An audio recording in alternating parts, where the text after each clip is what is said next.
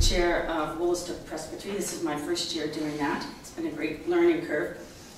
Woolastoo Presbytery is in New Brunswick, and it covers a great deal of territory, in part because it's resulted as a sort of a realigning of boundaries and things, and it was the coming together of both the Upper River Valley and the Lower River Valley. And so we stretch from, in the, I guess, northwest, from Edmundston to the southeast to Young's Cove. So we've got a distance of some 350 plus kilometers. So it does present some challenges for us gathering together and at our meetings when you have that distance combined with New Brunswick weather and the state of our roads.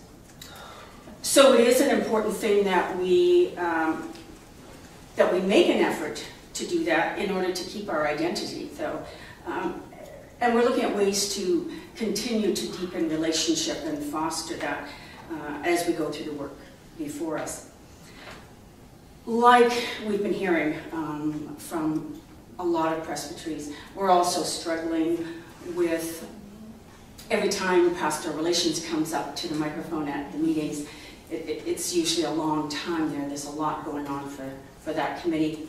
But we're also seeing an increasing number of part-time ministries, which is causing all sorts of thoughts and feelings. But as Walter Brueggemann said, we are creatures, a strange mix of loss and hope, and it is indeed who we are. But the rural multi-point congregations are worrying about the expense of full-time ministry. But the larger, or urban churches are struggling too with maintaining these large buildings as well. So the very best things that are going on, the very best conversations that we're hearing right now are really attending to both deep and creative visioning and really good process. And what I've been interested to see is some really renewed and invigorated energies around shared ministries. We have a very good example of that that's been going on for quite a while. Up in Edmundston, we have Anglican and United Church shared ministry going on there.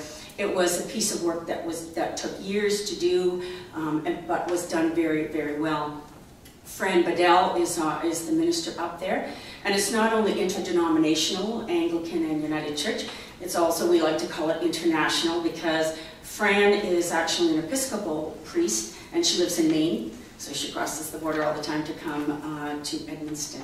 And it is not only doing well, but it's really flourishing, that ministry there. And I guess nothing succeeds like success.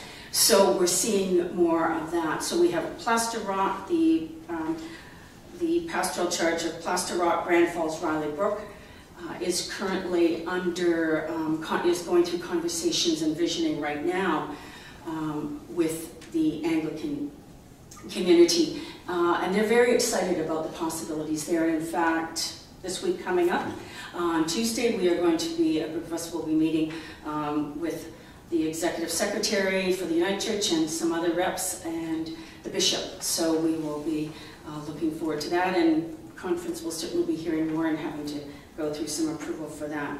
But it is interesting to see the ways that we can creatively engage and do the work that Jesus is calling us to do.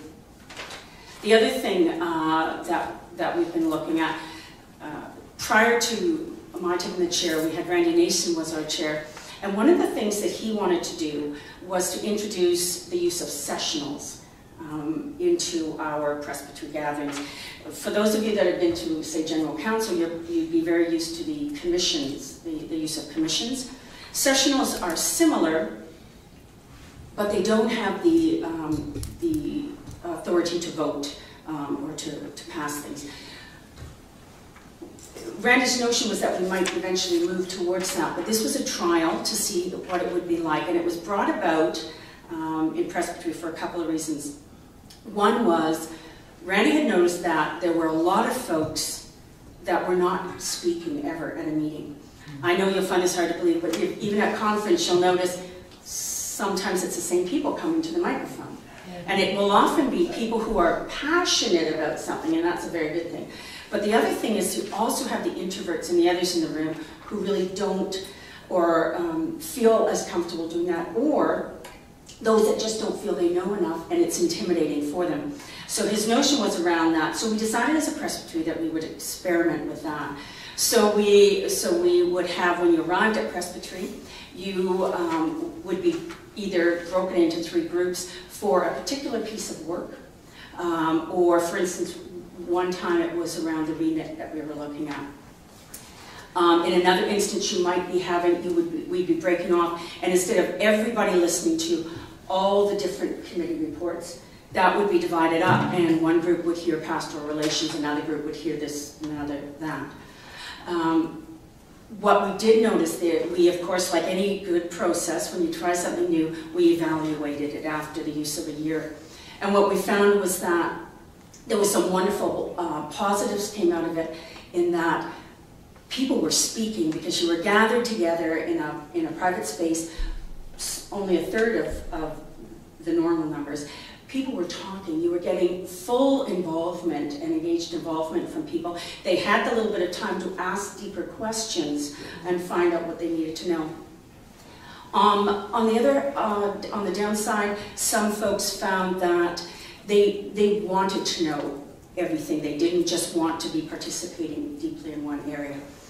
So the final analysis was that we would continue to use the process at least once a year, but we would make sure that it was a particular theme that would work well for that process, and that we would continue to review that yearly.